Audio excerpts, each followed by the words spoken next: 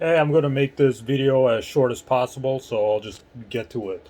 Um, in the Gospel of John, chapter 4, verse 19, this is the first recorded encounter where the Jewish crowds identified Jesus as a prophet.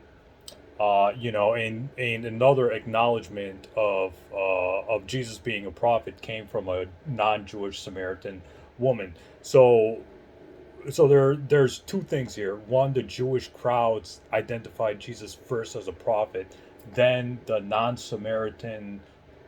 then the non-Jewish Samaritan woman identified Jesus as a prophet.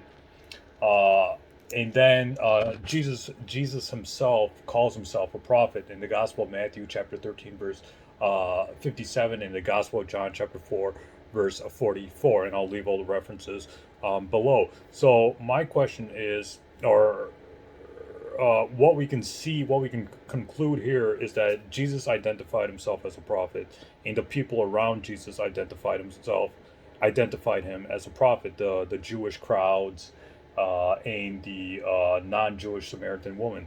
So this shows that the people around Jesus didn't think of him as the Son of God or part of the Trinity. They originally thought of him as a prophet, and then later on he was misunderstood by others to be, the Son of God, part of the Trinity. But Jesus identified himself as a prophet in the Gospel of Matthew chapter 13 verse 57, in the Gospel of John chapter 4 verse 44, and the people around Jesus, being the Jews and the non-Jews, identified him as a prophet in the Gospel of John chapter 4 verse 19.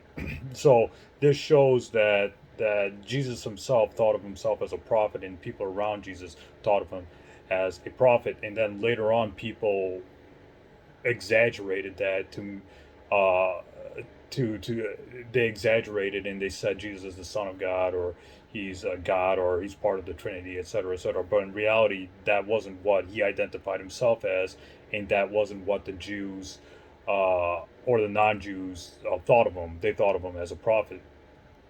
So we see an evolution in the Gospels, where Jesus first goes from a prophet, then he goes to the Son of God.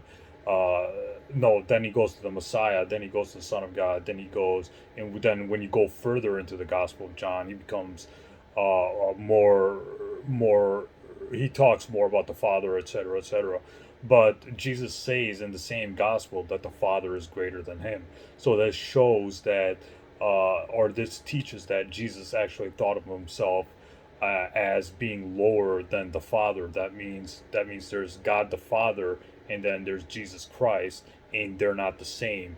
Jesus is saying the Father is greater than him. Thus, they can't be co-equal, or they can't be equal in power and authority. So this is just one of the many instances that shows that the people around Jesus, the people who were writing about Jesus, and Jesus himself thought of himself as a prophet, and then later on, people misunderstood that, or later on, his status started evolving into something greater than a prophet. So we read this in the Gospels of Matthew and John themselves. So we don't even have to go to conservative scholarship or liberal scholarship. We don't even have to go to Bart Ehrman to uh, to prove the Islamic claim that Jesus is just a prophet.